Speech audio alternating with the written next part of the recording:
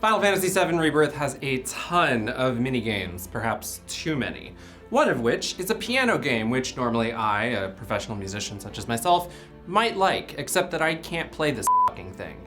The simpler melodies, such as Tifa's theme or even Aerith's theme, are doable. It's just once you start getting to the more complex ones, like Barrett's theme or the Chocobo theme.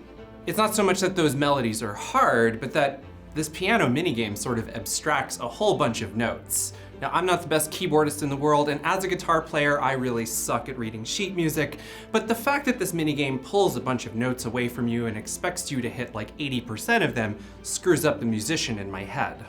The UI is actually kind of clever. You've got these radial thumbstick circles that you move around to select the notes. The overall effect is that it's a bit harder than it should be. I would have preferred to have seen, for example, the 4 shoulder buttons, directional pad, and face buttons, accounting for 12 different buttons, match up with the 12 notes of the chromatic scale.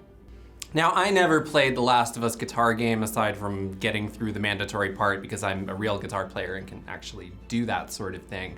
But it did seem like that game put a bit more thought into trying to emulate the actual performative nature of the guitar. What I would prefer in a future iteration of this minigame would be something a little bit more similar to the original Final Fantasy VII, which didn't have you play along with a preset musical score.